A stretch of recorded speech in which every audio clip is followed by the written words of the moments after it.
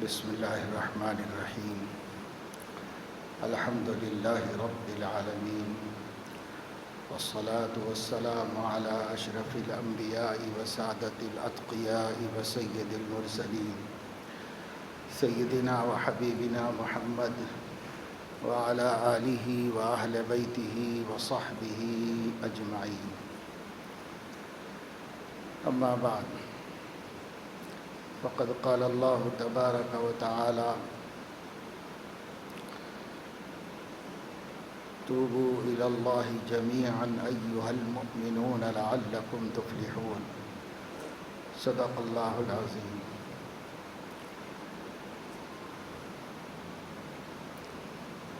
گزشتہ چند جمعوں سے یہ بات بتائی جا رہی ہے، یاد دلائی جا رہی ہے، تمام مشکلات اور مصائب اور مسائل کا حل رجوع الی اللہ ہے، جس کے ہاتھ میں سب کچھ ہے، جس کا اعلان یہ ہے کہ ما یبدل القول لدی،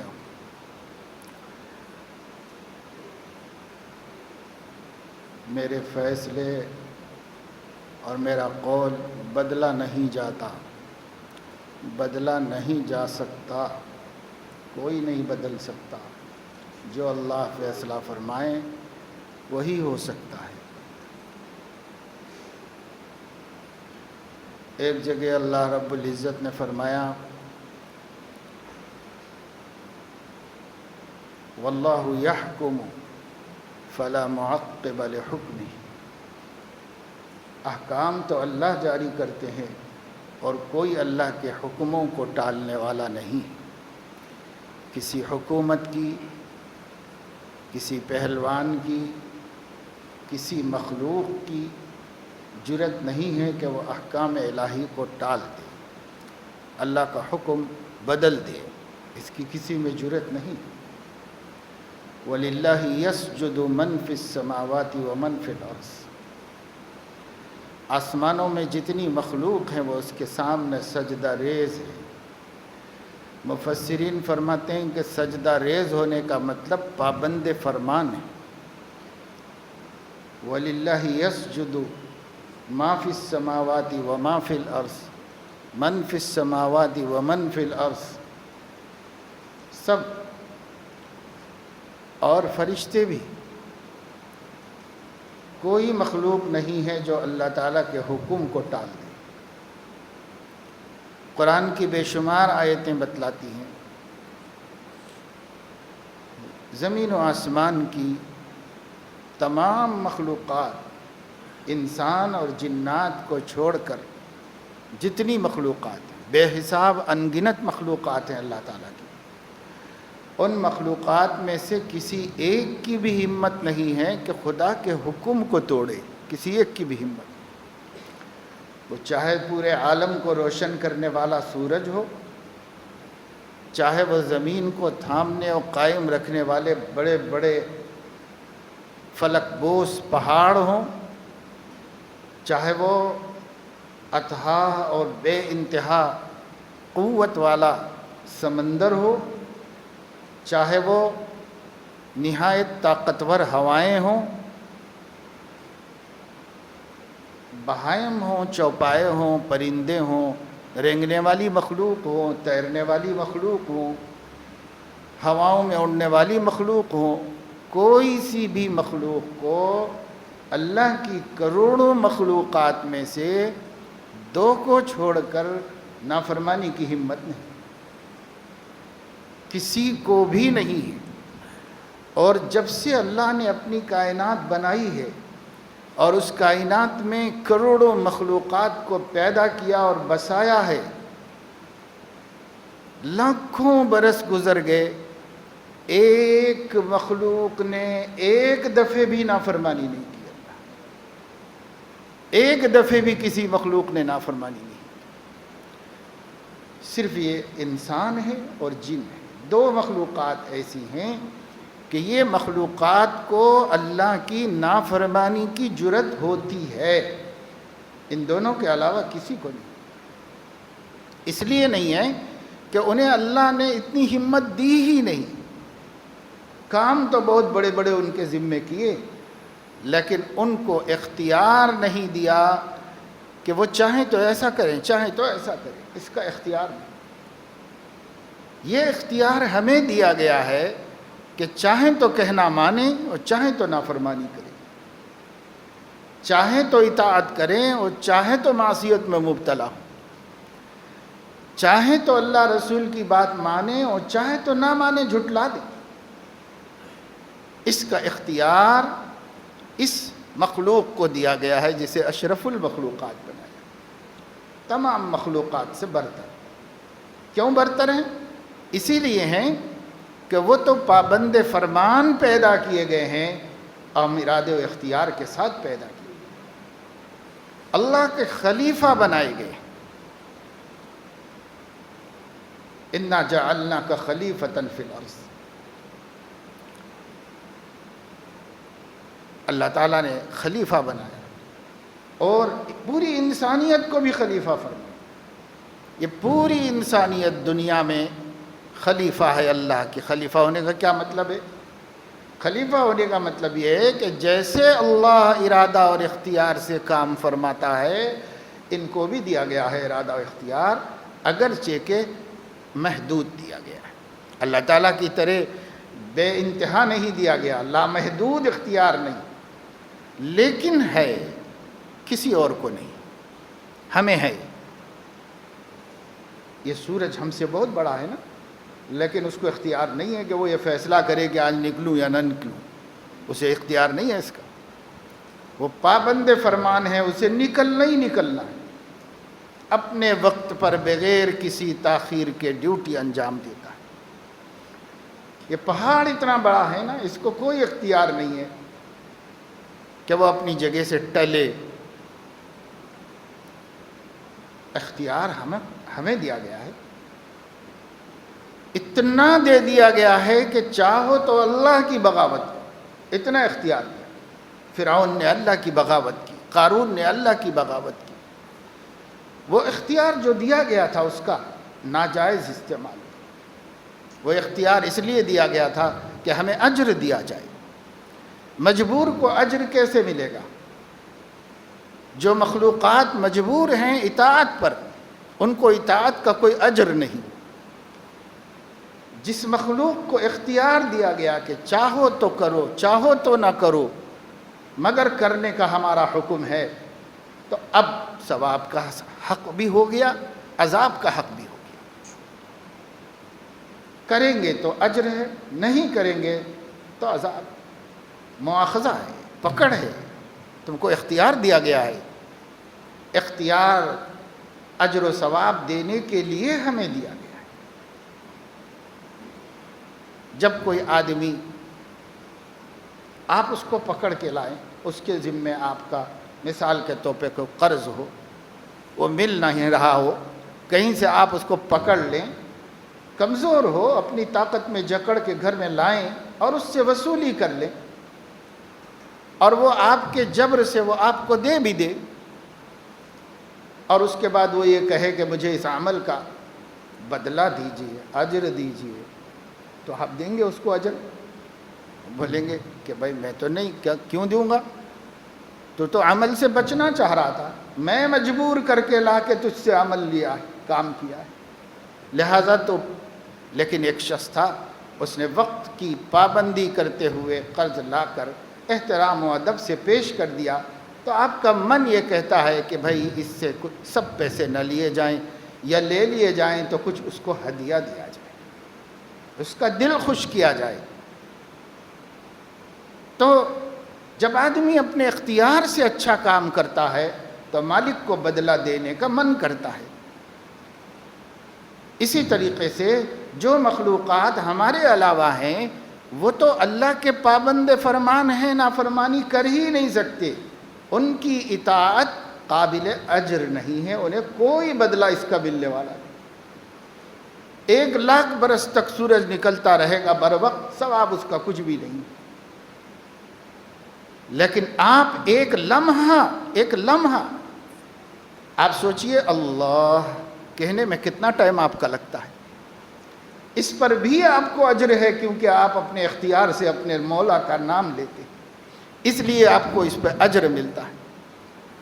آنکھ اٹھا کے کسی نامحرم کو دیکھیں تو کتنا ٹائم لگے گا اور کون سا بڑا کام کرنا پڑے گا، لیکن یوں نظر پڑی اور اس میں ہمارا ارادہ شامل تھا تو اللہ ہم کو اس کی سزا دے، اللہ تعالیٰ برابر اس کی سزا ہمیں دے گی۔ معاف کر دے، ان کا کرم ہے، لیکن مقرر کی ہے سزا۔ دیکھو کہ ادھر نظر اٹھائی، پل جھپکنے کے بقدر اپنے ارادے سے غیر محرم کو دیکھا، سزا ملے گی۔ اتنی بڑی بھی مل سکتی ہے کہ آنکھیں پھوڑ دی جائیں اور اندھا کر دیا جائے، اتنی بڑی بھی مل سکتی ہے کہ ہدایت سلب کر لی جائے اور محروم کر دیا جائے، جو چاہے سزا اللہ دے سکتے۔ تو کیوں؟ اس وجہ سے کہ بندے کو اللہ نے خلیفہ بنایا اور اپنی صفات سے متصف کیا۔ مقابلہ نہیں ہے، لیکن ہیں اللہ کی صفتیں ہمارے اندر۔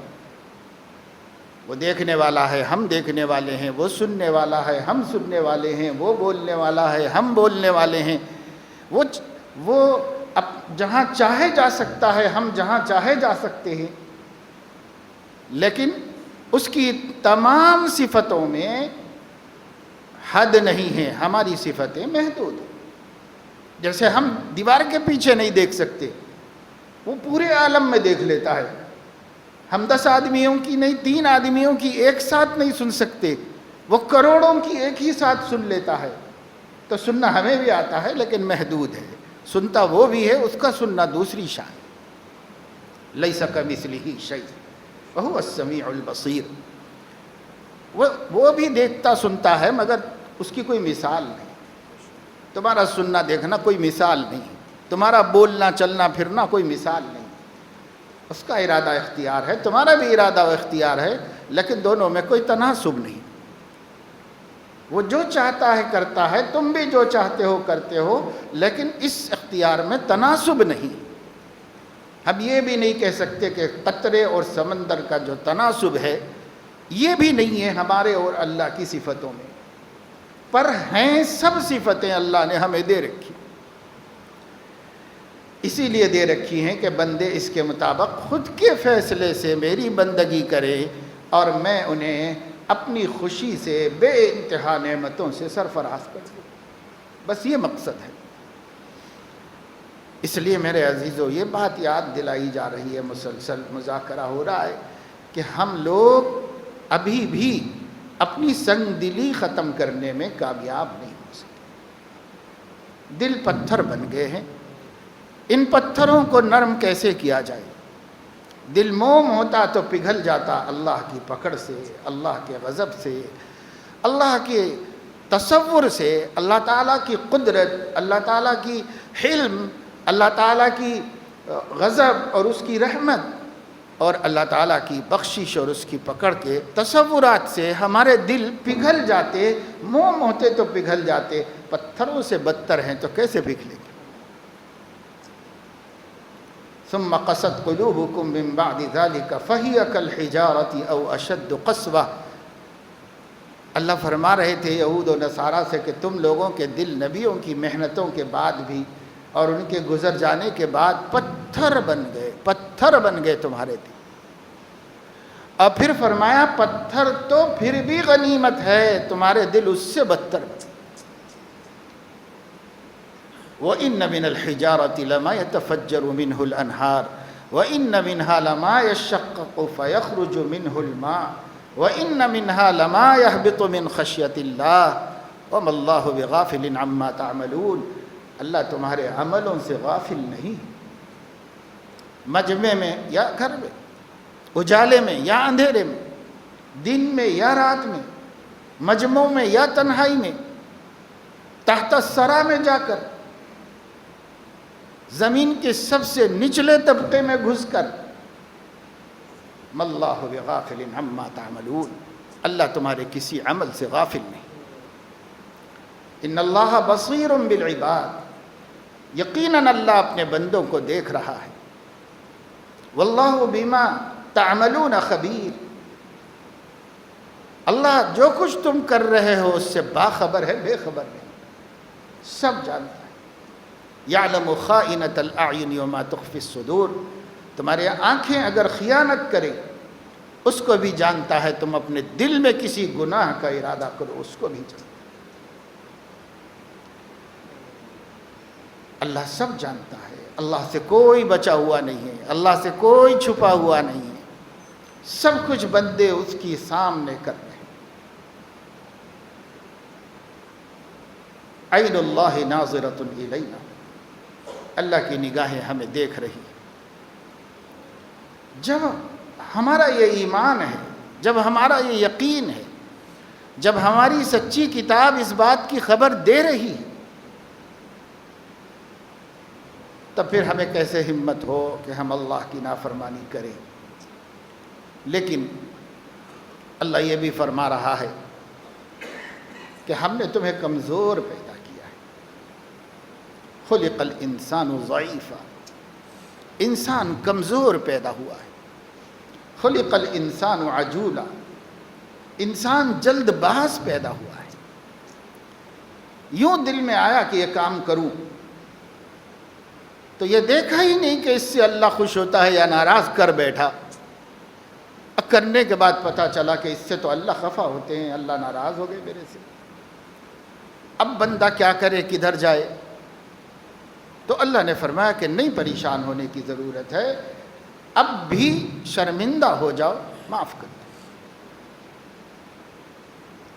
ایک حدیث میں ہے، نبی پاک صلی اللہ تعالیٰ علیہ وسلم نے ارشاد فرمایا، اللہ تعالیٰ فرماتا ہے کہ بندہ جب کوئی میری نافرمانی کرتا ہے، گناہ کر بیٹھتا ہے، اور پھر اس کے دل میں احساس ہوتا ہے کہ مجھے ایسا نہیں کرنا چاہیے تھا، میں یہ کام کیوں کر بیٹھا، ابھی اس کے دل میں احساس ہو رہا تھا اور اس کی وجہ سے اسے اللہ کی عظمت کو سوچ کر دل میں ندامت سی محسوس ہو رہی تھی، اور جی یہ فیصلہ کر رہا تھا کہ نہیں، اس کی تو معافی مانگ لینا چاہیے، اللہ سے معاملہ صاف کر لینا چاہیے، یہ باتیں اس کے دل میں ہو رہی تھیں، اللہ تعالیٰ فرماتا ہے وہ ابھی اس ارادے پہ عمل بھی نہیں کرتا کہ میں مغفرت کر دیتا ہوں، یعنی ابھی زبان سے بول بھی نہیں پاتا اس فیصلے کو جو دل میں آیا تھا۔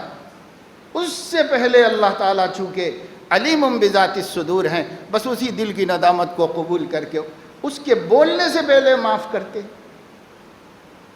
اور اس کے بعد بھی ہم اللہ تعالیٰ کی نافرمانوں میں شمار رہیں تو ہم سے بڑی بد نصیبی کس کی ہو سکتی؟ اس کے باوجود بھی گناہ گاروں میں ہمارا نام رہے، کیوں رہے؟ حدیث میں ہے، اللہ کے نبی صلی اللہ علیہ وسلم نے ارشاد فرمایا، ان اللہ تعالی یمد یدہ الی عبادہ، ہر صبح کو اللہ تعالیٰ اپنا ہاتھ بندوں کی طرف پھیلاتا ہے، اس کا ہاتھ اس کی شان کے مطابق جو بھی ہو، جیسا بھی ہو، لیکن حدیث کہہ رہی، ایک حدیث میں یمین ہوئے اپنا سیدھا ہاتھ، ایک حدیث میں صرف یدہ ہوئے اپنا ہاتھ، اللہ اپنا ہاتھ بندوں کی طرف پھیلاتا ہے، لیتوب مسیء النہار، دن بھر کا گنہگار شام کو توبہ کر لے، لیتوب مسیء اللیل، رات بھر کا گنہگار صبح کو توبہ کر لے۔ ہم رات بھر گناہ کرتے رہے اور صبح ہونے لگی تو بستر پہ چادر اوڑھ کے سو گئے، حالانکہ رات بھر کا گناہ اللہ دیکھتا رہا، اور اس نے صبح ہوتے ہوتے اپنا ہاتھ پھیلا دیا کہ شاید یہ بندہ ندامت سے معافی مانگ کے سوئے گا۔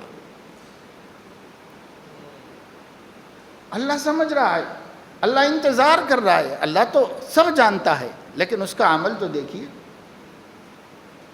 کرم بی و لطف کردگار، حضرت شیخ سعدی فرماتے ہیں، کرم بی و لطف کردگار، گناہ بندہ کر دست او شرمسار۔ ذرا اللہ کے کرم کو تو دیکھو، گناہ ہم کر رہے ہیں، شرم اس کو آ رہی، اپنے کو جہنم کی طرف ہم لے جا رہے ہیں، معافی کی فکر اس کو ہو رہی ہے۔ اللہ ہاتھ پھیلا رہا ہے صبح کو، اللہ ہاتھ پھیلا رہا ہے شام کو کہ بندہ معافی مانگ، لیکن بندے کی بے خبری کا حال یہ ہے، بے حسی کا، سنگ دلی کا عالم یہ ہے کہ نہیں اس کو صبح توبہ کی توفیق ہوئی نہ شام کو۔ اگر ہم جائزہ لیں، یا اللہ اپنے بندوں کا حال کھول دے ہمارے سامنے، ہمارا اپنا حال کھول دے، کتنی صبح ہوتی ہیں جن میں ہم نے اللہ کے اس ہاتھ پھیلانے کی قدر کی ہے، اور کتنی راتیں ہیں جس میں ہم نے اللہ کے اس ہاتھ پھیلانے کی قدر کی۔ ہم تو رات کو اس لیے کہ بھائی تھکے ہوئے ہیں، بستر پہ لیٹ گئے اور سو گئے، اور صبح کو اس لیے کہ ذمہ داریاں ہیں اٹھے اور ناشتہ کیا نکل گئے۔ یہ دیکھا ہی نہیں کہ کسی بے نیاز نے ہاتھ پھیلا کر تیرا انتظار کیا ہے کہ تو اس کے ہاتھ پہ توبہ کر لے گا اور معافی مانگ لے گا۔ یہ دیکھا بھی نہیں ہم نے کہ اللہ نے ہاتھ پھیلایا۔ ہم اپنے کاموں میں لگے ہوئے ہیں، بس یہی دنیا اور اسی دنیا کی فکر۔ اس لیے میرے دوستوں، بزرگوں، عزیز نوجوانوں، ہمیں حالت بدلنا پڑے گا، ہمیں حالت بدلنا پڑے گا۔ ہم ہی نہیں بدلتے حالت، ہم بوڑھے ہو گئے، ہمیں فکر نہیں ہے، اللہ کو اپنے بوڑھے بندوں کی فکر ہے۔ حدیث میں ہے کہ اللہ رب العزت سفید بال والے یعنی جو بوڑھے ہو گئے، اللہ تعالیٰ کو ان بندوں سے شرم آتی ہے، حیا کرتا ہے اللہ تعالیٰ، اور منتظر ہے کہ اب یہ بوڑھے بندے کمزور جسم کے ساتھ زندگی کی بچی کھچی لمحوں میں اگر میری طرف متوجہ ہو جائیں تو میں اپنے کرم کے ساتھ ان کی طرف متوجہ ہو جاؤں۔ لیکن بڑھاپے میں بھی ہمیں گناہ ہی پسند ہے، تقوی نہیں پسند ہے، بے نمازی رہنا پسند ہے، نمازی بننا پسند نہیں، نبی پاک صلی اللہ علیہ وسلم سے دور رہنا پسند ہے، ان کے طریقوں اور سنتوں پہ آ جانا پسند نہیں۔ ارے بھائی کیا بچا ہوا ہے زندگی میں، کیا بچا ہوا ہے؟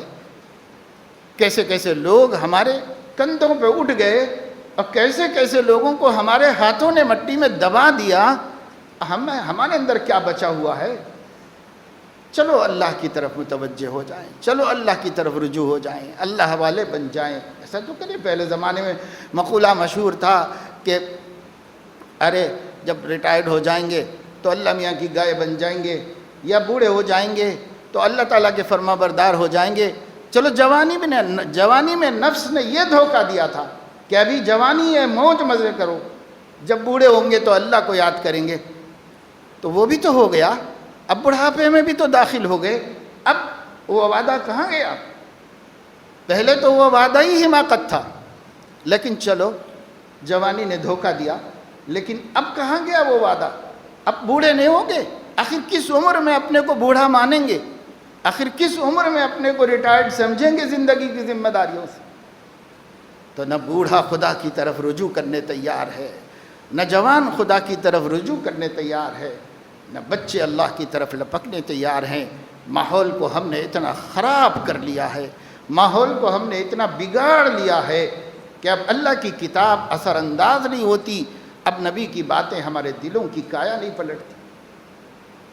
ایک ایک آیت میں زندگیاں بدلی ہیں، کفر و شرک سے ایمان و توحید میں داخل کیا ہے، ایک ایک حدیث نے جہنم سے نکال کے جنت میں پہنچایا ہے۔ ایک ایک بات میں وہ تاثیر تھی، لیکن ہمارے لیے کوئی چیز اثر انداز نہیں۔ ہمارے دل ثم قست قلوبکم من بعد ذلک فویل للقاسیۃ قلوبہم من ذکر اللہ، جن کے دل یاد الہی سے غافل ہیں ان کے دل تباہ ہیں، برباد ہیں، ویران ہیں، جیسے ویران بستیاں ہوتی، طوفانوں نے، زلزلوں نے جیسے بستیوں کو ویران کر دیا ہو، ایسے وہ دل ویران ہیں جو دل خدا کی یاد سے تڑپنے لگتے۔ 7 قسم کے لوگ ہیں جنہیں اللہ رب العزت قیامت کے دن عرش کے سائے میں جگہ عطا فرمائے گا، جبکہ اس سائے کے علاوہ کہیں سایہ نہیں، لوگ پسینوں میں ڈوب رہے ہیں۔ وہاں سائے میں ٹھنڈک میں بٹھایا جائے گا۔ 7 قسم کے لوگ ہیں۔ وَرَجُلٌ ذَكَرَ اللَّهَ خَالِيًا فَفَاضَتْ عَيْنَاهُ، وہ بندہ جو اکیلے میں خدا کو یاد کیا تو اس کی عظمت اور اپنی گنہگاری کے استحضار سے آنکھ سے آنسو نکل گئے۔ اس کو بھی بٹھایا جائے گا عرش کے سائے میں، اور اللہ اس کو بھی وہاں کی آزمائش سے امان نصیب فرمائے۔ جس کو خدا یاد آیا اور آنکھیں بہہ پڑی۔ 2 آنکھیں ہیں جن پر اللہ نے جہنم کو حرام کر دیا ہے۔ ایک آنکھ وہ ہے جو اسلامی سرحد کی حفاظت میں راتوں کو جاگتی ہے یا مجاہدین کے تحفظ کے لیے پہرہ داری میں جاگتی ہے، اور ایک آنکھ وہ ہے جو اپنے گناہوں کی ندامت پر آنکھ سے آنسو بہاتی ہے۔ یہ 2 آنکھیں ہیں جن پر اللہ نے جہنم کو حرام کر دیا۔ لیکن ان حالات میں بھی ہمیں نہیں بدلا، ہماری کیفیتیں نہیں بدلیں، ہمارے معصیتیں نہیں چھوٹی، ہمارے گناہوں کا سلسلہ نہیں ختم ہوا۔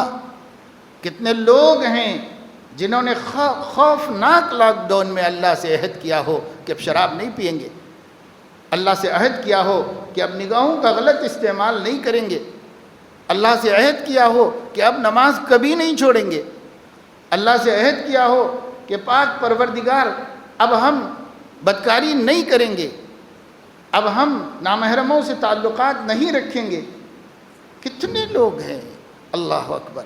اللہ تعالی ہمارے دلوں کی قساوت کو دور فرما دے، اور اللہ رب العزت ہم لوگوں کو زندگی میں کچھ کر لینے کی توفیق عطا فرمائے قبل اس کے کہ موت آ جائے اور کچھ کرنے کی مہلت ختم ہو جائے۔ آمین۔ وآخر دعوانا الحمد للہ۔